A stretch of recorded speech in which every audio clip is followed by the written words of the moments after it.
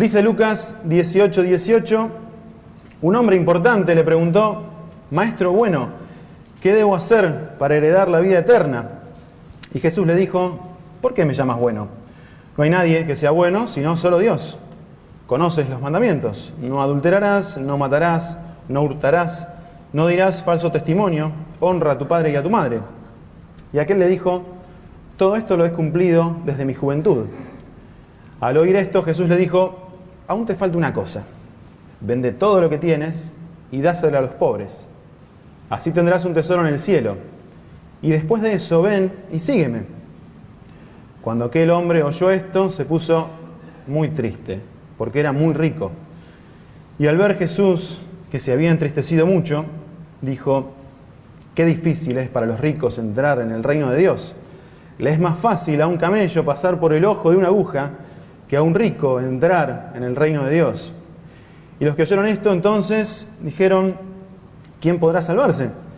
Y Jesús les respondió: lo que es imposible para los hombres es posible para Dios. Hasta aquí nada más en la palabra de Dios. Pueden tomar asiento.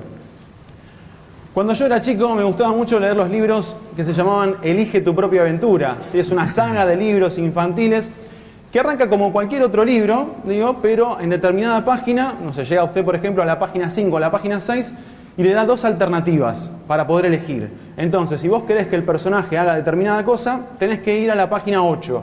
Y si querés que el personaje haga otra cosa, lo contrario, tenés que ir a la página 11. Yo no sé si todos ustedes conocen esta saga, este tipo de libros, pero la verdad que es una saga muy interactiva y que a los chicos en general les atrae mucho, porque tienen la posibilidad de poder elegir la aventura y con un mismo libro tener distintas historias. Y era algo que a mí me entretenía mucho, y acá en la biblioteca de nuestra iglesia tenemos una cantidad de libros impresionante de esta saga, entonces yo sacaba uno o dos cada tanto y los iba leyendo. Y lo que a mí me llamaba muchísimo la atención era esto, la posibilidad de poder elegir qué hacer y qué tenía que hacer cada personaje. Entonces poder ir a la página 20 y encontrarme con una alternativa, y si no, volver para atrás y ir a la página 17 y tener otra alternativa. Y creo que lo más llamativo de esta saga era eso, que me daba a mí la posibilidad de elegir, aunque en realidad ya estaba escrito, mucha elección no tenía, porque ya estaba armado y eran una serie de 5 o 6 historias que estaban compiladas en ese libro, pero yo sentía que tenía la posibilidad de elegir y de tomar un camino distinto. Y la historia que leímos recién también habla acerca de un hombre que tenía distintos caminos y distintas alternativas para poder elegir. Y él eligió dos en particular que vamos a ver esta mañana. Jesús le propone una tercera, pero vamos a ver qué es lo que pasa con este hombre que elige, a ver si elige bien o elige mal, o qué es lo que elige para su vida. Esta historia, la historia del joven rico, que creo que todos los que estamos aquí la conocemos, o la gran mayoría, la conocemos, porque es una historia muy, muy conocida, transcurre cuando ya estaba avanzado el ministerio de Jesús. ¿Sí? Jesús, recuerdan ustedes que tuvo un ministerio popular, por llamarlo de alguna forma, de 3 años, y en el último semestre previo a la cruz es que va a transcurrir esta historia, en donde Jesús se encuentra con este hombre llamado el hombre rico. Jesús se trasladaba en general caminando. Él iba caminando, también subía a barcos y demás para poder trasladarse, pero en general él iba moviéndose caminando. No existía bicicletas, no había autos, no había colectivos, no había nada, entonces se trasladaba siempre caminando. Y allí tenía la posibilidad de poder encontrarse con gente, de poder conversar con esa gente, de tener diálogos cara a cara con esa gente y también de poder enseñar. Y este es uno de esos eventos, en donde Jesús estaba caminando y se va a encontrar con este hombre, ¿sí? Con este joven rico. Ahora, este hombre va a ir con una inquietud directamente, no va a dar muchas vueltas. Él enseguida va a ir con una pregunta puntual. A veces tratamos de enroscarnos en preguntas y tratar de llegar. A mí en general cuando en el trabajo me mandan mensajes de WhatsApp a algún cliente o algo así, primero me pone buenos días. Entonces yo le contesto buenos días. Y él me dice, ¿cómo estás? Y yo le contesto bien. ¿Vos? Y así. Y damos una serie de vueltas impresionantes hasta llegar al punto que es que él me quiere preguntar cuánto sale determinada cosa. Bueno, el joven rico fue al grano directamente. Directamente fue con una pregunta puntual, que evidentemente estaba dentro de su corazón desde hacía tiempo. Esa pregunta estaba también dentro de su cabeza, seguramente desde hacía varios años. Y va a ir directamente con esa pregunta. Y es, ¿qué tengo que hacer para alcanzar la vida eterna? O sea, Señor, decime qué tengo que hacer para poder llegar al cielo, para poder estar en paz con Dios, para poder tener satisfacción, para poder tener felicidad, paz personal. Y a lo largo de toda esta historia va a ir tratando Jesús de contestar y de que en realidad el joven rico llegue a la conclusión que tiene que llegar. Y nos cuenta la Biblia que este hombre entonces se acercó con esta inquietud. Pero antes de seguir hablando sobre esta historia, digo, para que todos aquellos que quizás no la conocen, digo, está bueno poder meternos en el contexto de quién era este hombre, quién era este joven rico. Y para eso, el pasaje que leímos no nos alcanza. Tenemos que ir a los otros evangelios también, a los que se llaman evangelios sinópticos. Mateo, Marcos y Lucas cuentan historias muy similares desde distintos puntos de vista. Y entonces nos sirve para poder ampliar un poco más sobre contexto, leer los tres evangelios. No los vamos a hacer ahora, no los voy a aburrir, pero digo, después ustedes lo pueden buscar en su casa. Pero sí podemos ir sacando distintos detallecitos de la historia leyendo estos tres evangelios. El evangelio de Mateo es el único que aclara que este hombre era joven en el texto. En los otros evangelios dice el título, el joven rico, entonces uno puede intuir de alguna manera, bueno, este hombre es joven porque lo dice el título. Pero en el texto, el único que lo dice que era un hombre joven es el evangelio de Mateo. Entonces, primer punto, este hombre era joven. No sabemos la edad, pero sí era un hombre joven. El evangelio de Marcos, que siempre está mirando las acciones de las personas, en general lo vamos a ver a Jesús activo en el movimiento de sus manos y hablando y demás, y digo, Marcos hace mucho hincapié en las acciones de las personas. Dice que este hombre llegó corriendo. Es el único que pone el foco en eso. Llegó corriendo. Entonces, no solamente que era joven, sino que era un hombre enérgico, que tenía esta inquietud y que no quería perder tiempo. Y entonces por eso es que le hace la pregunta inmediatamente a Jesús, y lo ve y sale corriendo porque quería sacarse esa duda. Y después el Evangelio de Lucas, que es el pasaje que leímos recién, nos dice que era un hombre importante. ¿Sí? Acá en el pasaje que leímos dice, este hombre era un hombre importante. No se sabe a ciencia cierta bien cuál era su cargo, pero sí que era un hombre muy, muy importante. Puede ser que haya sido que tuviera un alto cargo en la sinagoga, o también puede ser que haya sido que pertenecía y era miembro del Sanedrín. El Sanedrín era una asamblea que estaba constituida por 71 personas, donde el que presidía era el sumo sacerdote y los otros 70 colaboraban también en el gobierno y en juzgar al pueblo de Israel. Ellos recuerdan, en este tiempo, en tiempos de Jesús, estaban dominados por el Imperio Romano, ¿sí? ¿Recuerdan eso? Pero tenían cierta autonomía. Y entonces este Sanedrín, esta asamblea, era la que se encargaba de ir juzgando al pueblo en cuestiones cotidianas y de gobernarlos. Puede que este hombre perteneciera a este Sanedrín. Más allá de cuál era su cargo, la Biblia dice que era un hombre importante. O sea, que era un hombre respetado, era un hombre reconocido en su sociedad. Entonces tenemos varias características de la persona que se acerca a Jesús en este momento. Un hombre joven, un hombre enérgico, que se acerca corriendo, que tenía una duda trascendental en su vida, y un hombre importante, un hombre respetado en su sociedad. Pero también tiene otra característica, que podemos intuir nosotros de lo que leemos en el pasaje, así que no lo dice explícitamente la Biblia, pero que sí nosotros lo podemos extraer de este pasaje.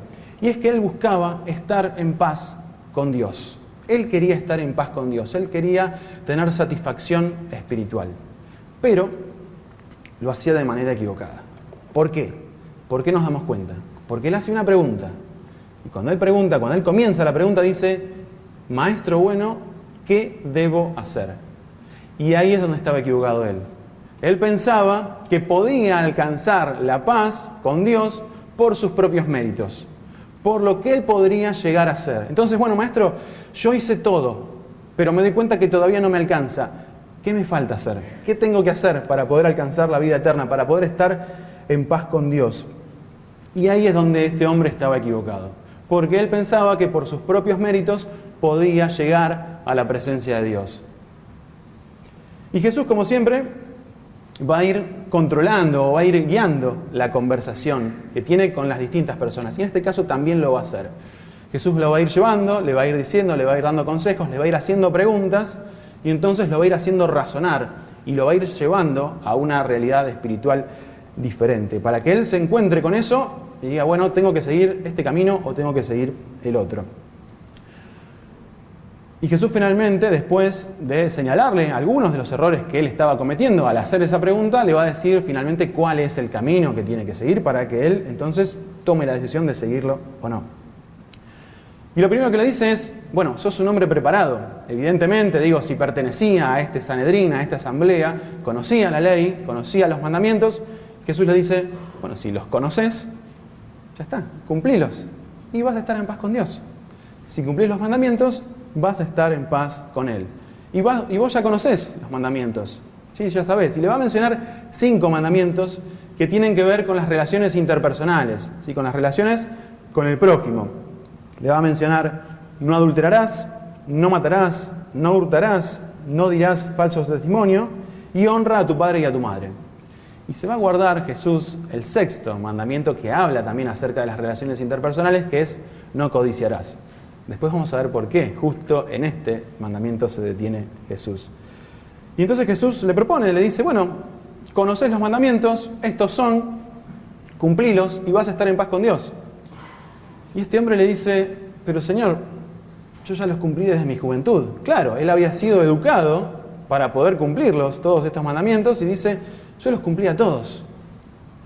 Pero entiendo que hay algo que me falta todavía, porque todavía no llegué a la plenitud de vida. Y yo creo que este hombre esto no lo decía con soberbia, porque uno puede pensar, digo, si a mí viene alguien y me dice, tenés que cumplir todos los mandamientos, y yo digo, sí, la verdad, ya los cumplí a todos, digo, puede sonar un tanto soberbio con esto. Pero este hombre creo que no lo hacía de esta manera.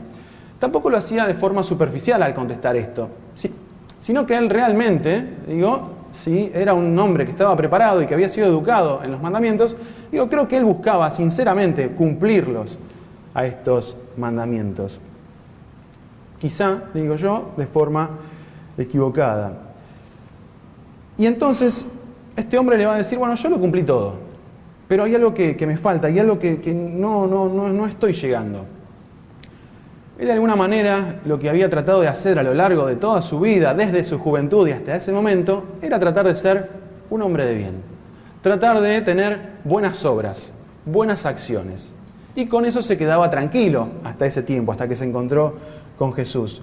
De alguna manera él buscaba juntar crédito para con Dios, diciendo, bueno, yo hago las cosas bien. Y con eso ya está, con eso ya basta.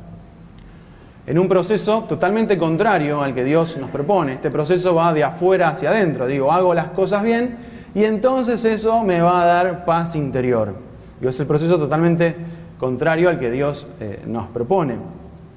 De alguna manera, haciendo esas cosas buenas, busco estar en paz con Dios, busco ganar crédito para con Dios, digo, en este proceso de afuera hacia adentro.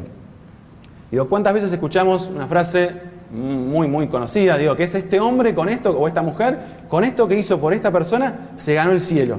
¿Sí? Es una frase que, creo yo, escuchamos todos alguna vez, o incluso hasta que nosotros pudimos haberlos dicho. Digo, uy, con esto que hiciste, este favor que me hiciste, la verdad, te ganaste el cielo. Digo, ¿y qué queremos decir cuando decimos esto? Bueno, estamos diciendo que esta persona hizo algo tan importante para nosotros, o para otra persona, o tan bueno, que merece ir directamente al cielo, ¿sí? Por esto que hizo. Y estamos, digo, es una frase popular, digo, pero es una frase equivocada, ¿sí? Porque estamos diciendo que por nuestros propios méritos podemos llegar al cielo, podemos llegar a la presencia de Dios.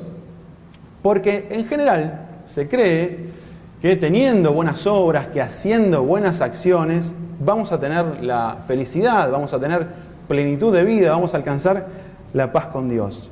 Y es lo que decíamos recién, en un proceso que va desde afuera hacia adentro. Es un proceso totalmente contrario. Hago obras porque eso me va a llevar a tener paz interior. Todo eso bueno que hago me va a llenar mi corazón. Y evidentemente, este razonamiento en el joven rico no estaba dando resultado. Porque desde su juventud él estaba haciendo buenas obras. Él cumplía con todos los mandamientos. Y sin embargo, dice en un momento, bueno, Señor, pero algo me falta. No estoy llegando a tener plenitud de vida. No estoy llegando a estar en paz con Dios. Y ahora, la pregunta que podríamos hacernos para nosotros es, bueno, y entonces pará, vos estás hablando mal acerca de las buenas acciones, de las buenas obras. ¿Hacemos buenas acciones? ¿Hacemos buenas obras o no? ¿Son importantes o no?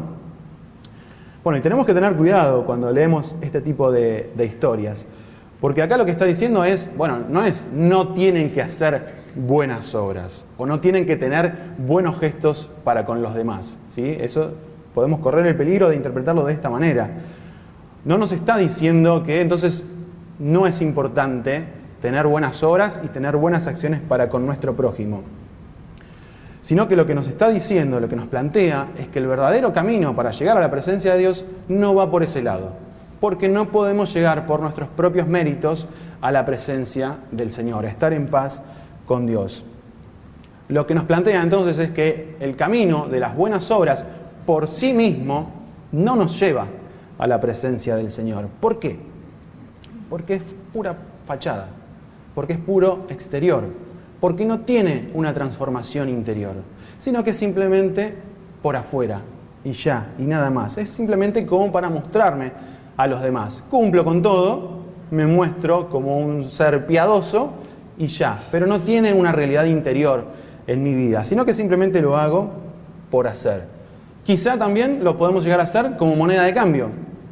Es decir, bueno, me porto bien para recibir la recompensa. O peor aún, me porto bien y tengo buenas acciones para no recibir el castigo. Digo, también puede pasar esto.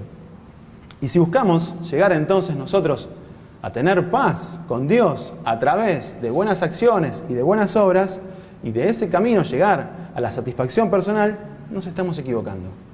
Definitivamente. Y no queremos decir que no tenemos que hacer buenas obras, sino que este no tiene que ser el camino. Si Jesús le dijo, el camino de las buenas obras no te alcanza para llegar a la paz con Dios. Es importante, es importantísimo que tengamos buenas obras para con los demás. Es lo que tenemos que hacer, digo, como cristianos. Pero no es el camino que nos lleva a la presencia de Dios. Primer camino equivocado entonces que quiere tomar este joven rico y que por eso no había llegado a la paz con Dios, el camino de las buenas obras, de creer que por sus propios méritos podría llegar a la presencia de Dios. Y la conversación va a continuar, va a seguir, y ante la propuesta de Jesús de decirle, bueno, tenés que cumplir con todos los mandamientos, y si cumplís con todos los mandamientos vas a estar en paz con Dios, el joven rico le responde, bueno, yo todo esto lo cumplí desde mi juventud.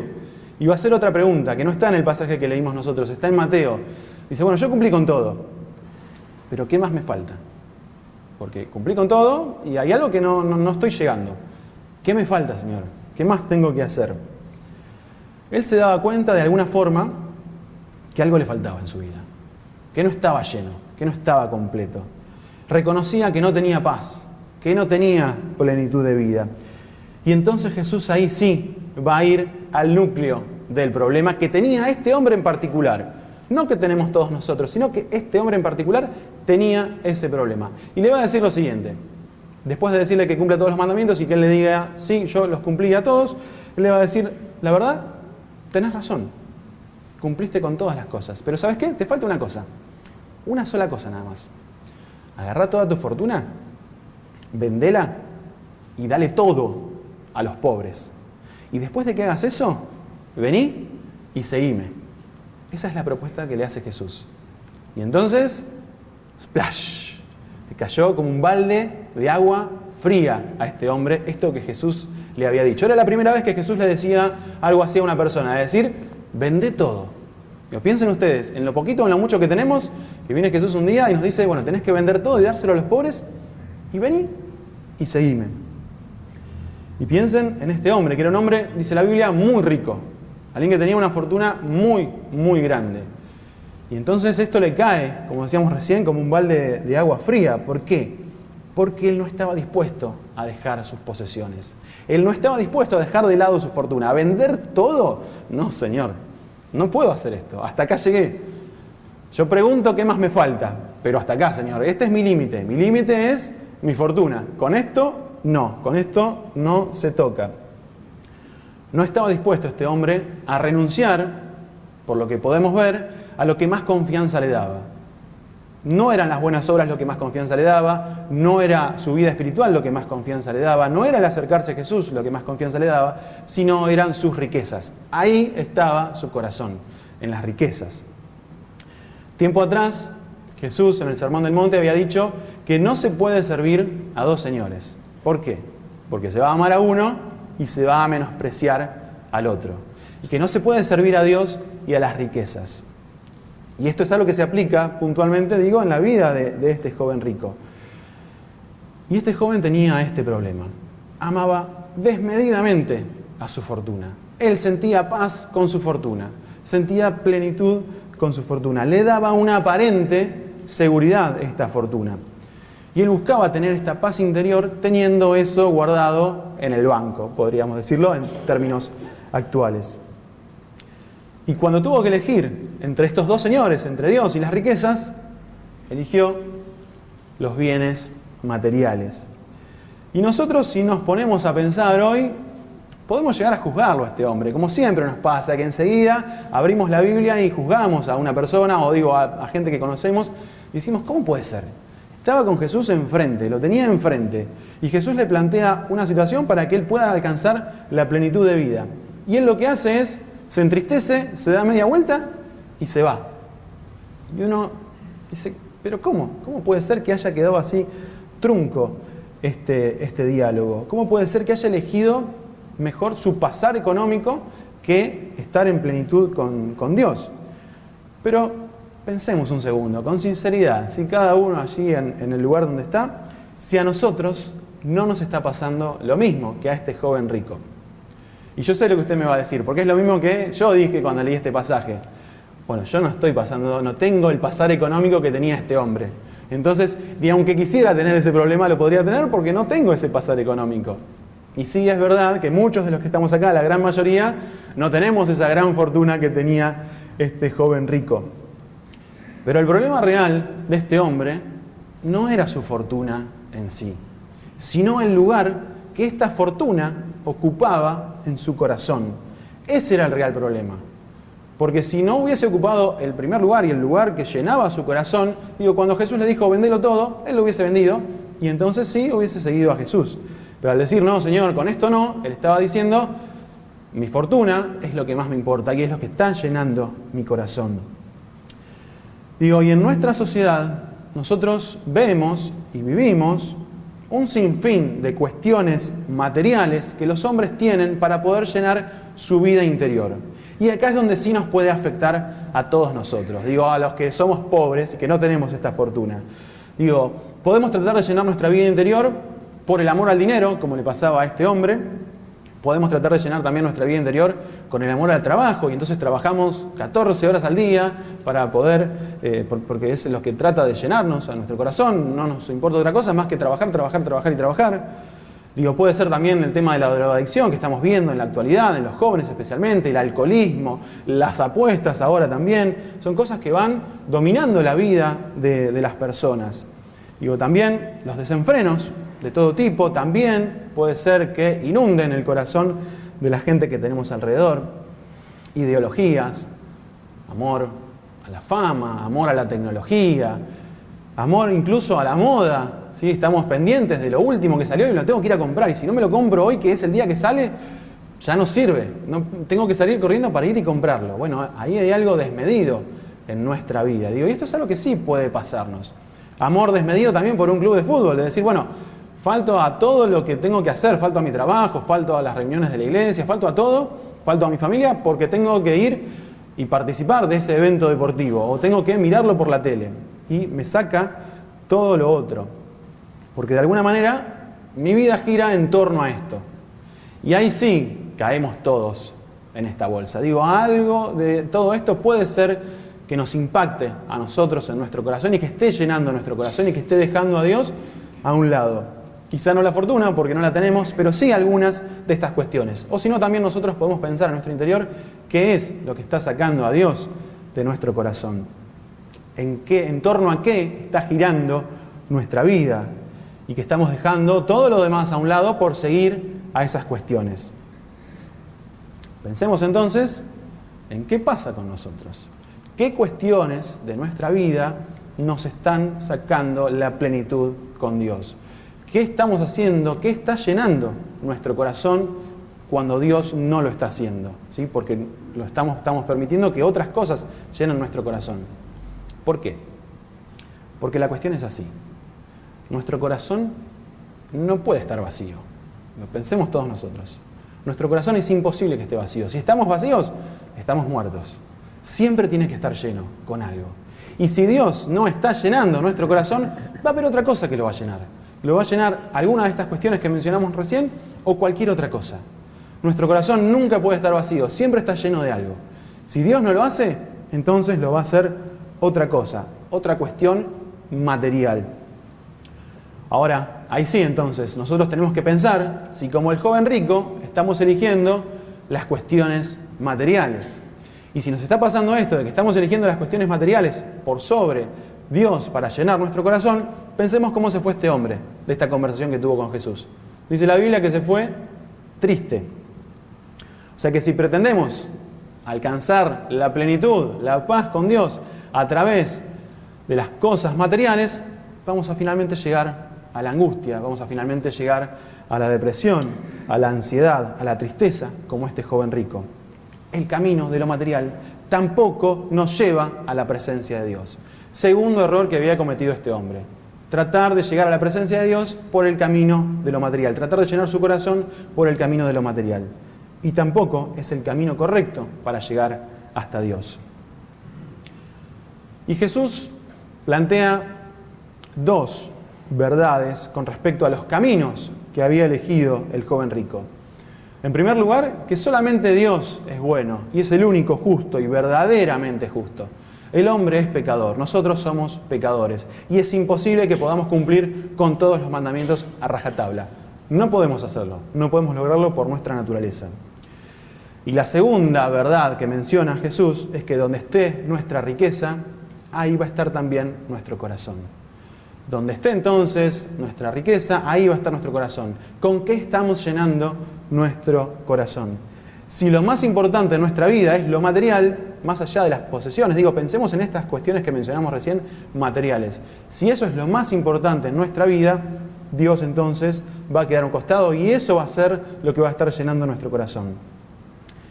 Y Jesús grafica, en general era muy gráfico cuando hablaba, y él va a graficar con una exageración la realidad de los ricos y de este rico en particular. Dice, es más fácil para un camello pasar por el ojo de una aguja que para un rico entrar al reino de Dios.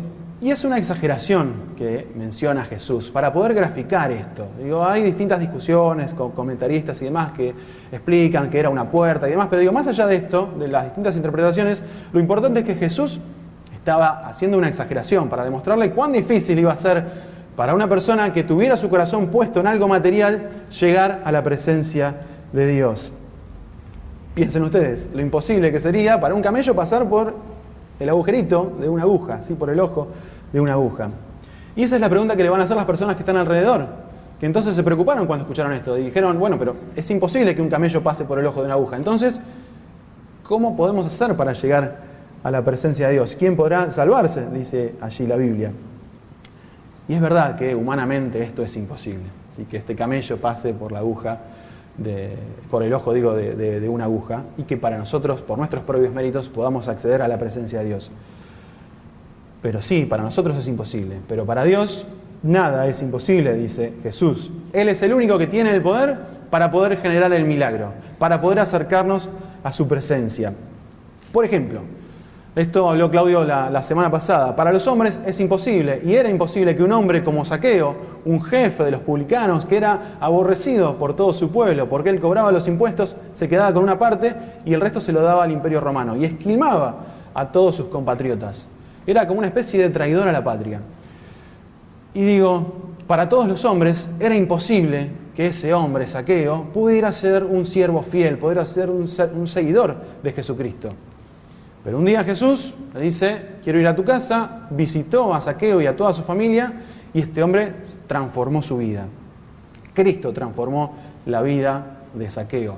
Parecía imposible, pero para Dios no hay imposibles. Y dice que este hombre dio la mitad de lo que tenía, la mitad de sus posesiones a los pobres, y que también devolvió por 4 a todos aquellos de los que había defraudado. Para los hombres también era imposible que uno de los ladrones que estaba crucificado con Jesús pudiera llegar a convertirse, ¿sí? Pudiera llegar a seguirlo, incluso en el último punto de su vida, en los últimos instantes de su vida. Y sin embargo, para Dios fue posible. Y este hombre en el último instante de su vida reconoció que es pecador y ese mismo día estuvo en el paraíso con el Señor. Lo dice el mismo Jesús. Para los hombres era imposible. Ya estaba condenado a muerte, se iba a perder. Pero no fue imposible para Dios. Y sobre el último momento de su vida llegó al paraíso. Para los hombres también podría llegar a parecer imposible la historia de Saulo de Tarso, un torturador, un perseguidor de cristianos, vehemente. Era imposible que pudiera llegar a ser un seguidor y un siervo fiel de Dios. Imposible pensarlo. Piensen ustedes en, una persona que tortura a los demás, que los persigue y que de repente pasa a ser un siervo de Dios. Imposible pensarlo de manera humana. Y luego de tener un encuentro personal con Cristo, este hombre se va a transformar. Cristo va a transformar su vida y va a llegar a convertirse en el apóstol Pablo. Y creo yo que hoy estamos todos nosotros acá gracias en parte a todo el trabajo que hizo ese hombre, para el que todo el mundo era imposible que pudiera llegar a ser un siervo fiel de Dios. Pero para Dios no lo fue, para Dios fue posible. Y ahora pasamos a nuestra realidad.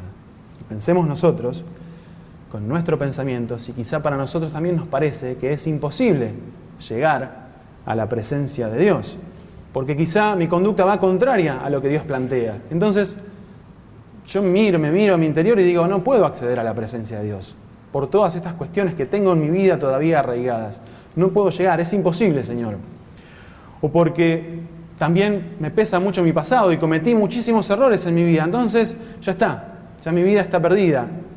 No puedo llegar a la presencia de Dios. O porque decidí también tomar otros caminos.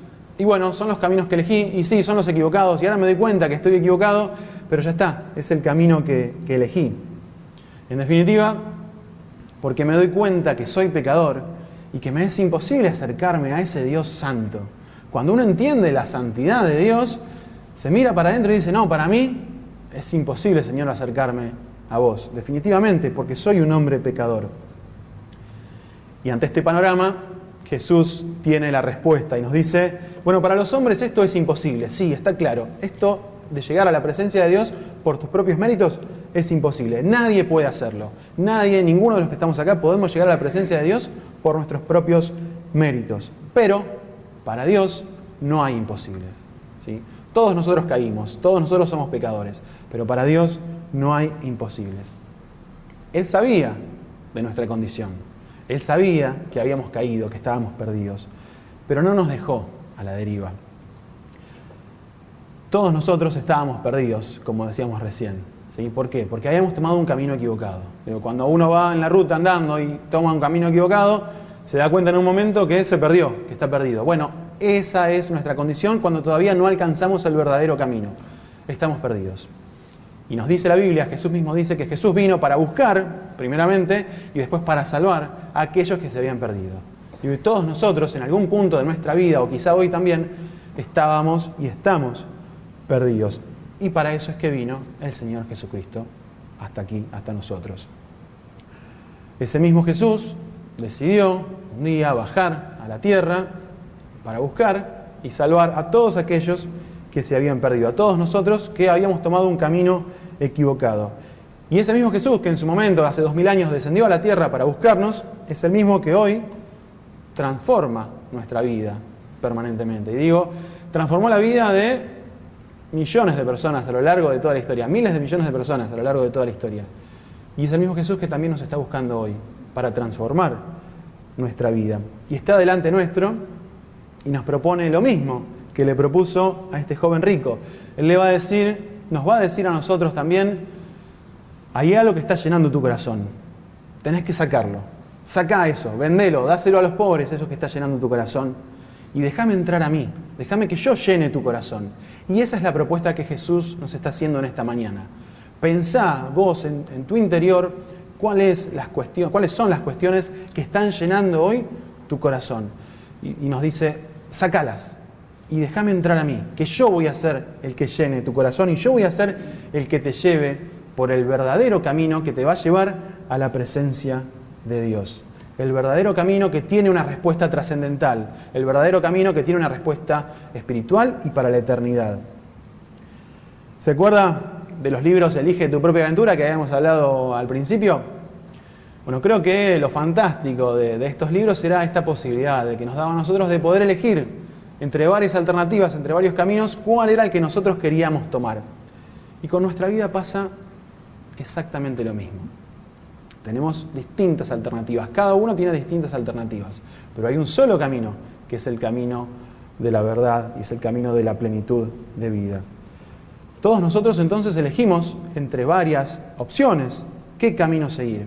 Y hoy, ese Dios que vino a la tierra y que entregó su vida por amor a cada uno de nosotros, nos propone hoy mismo que le sigamos. Quizá hoy nos estamos dando cuenta que nunca lo seguimos, que lo hicimos exteriormente, haciendo buenas obras, o que confiamos en cosas materiales y que seguimos ese camino. Y Jesús nos dice, deja todo eso a un lado y déjame que yo llene tu vida. Entregate a mí, nos plantea Jesús, nos plantea que entreguemos nuestra vida a Él. Pero como al joven rico, no nos obliga a nada. ¿Sí? El joven dice se fue triste, no es que Jesús lo obligó a que vendiera todo y que lo siguiera, sino que simplemente lo dejó que él tomara su decisión. Plantó la semillita. Y hoy con nosotros puede estar haciendo exactamente lo mismo Jesús. Puede plantar esa semillita, es decir, pensá en aquellas cosas que están llenando tu corazón y que no te están llevando por un buen camino. Y sacalas de tu vida y déjame que yo llene. Tenés la libertad de poder elegir. Hacé después lo que vos quieras, nos plantea Jesús. Esta historia nos demuestra entonces que confiar en nosotros mismos, en nuestras capacidades, en nuestras virtudes, confiar en nuestras cuentas bancarias, en nuestras cuestiones materiales, en nuestras buenas acciones y demás, no nos lleva por el camino correcto hacia la presencia de Dios. Finalmente nos termina llevando, como al joven rico, hacia la tristeza y hacia la angustia.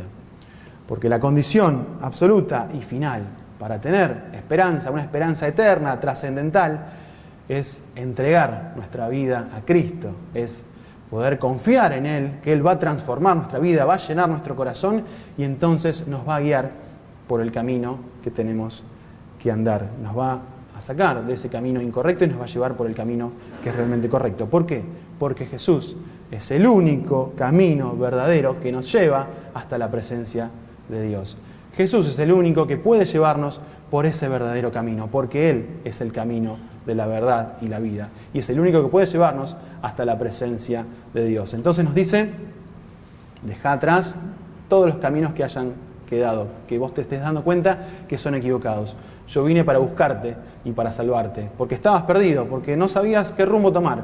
Y te muestro cuál es el camino. Dice, yo soy el camino. Seguime a mí, deja que yo llene tu corazón y vas a llegar entonces sí a la presencia de Dios.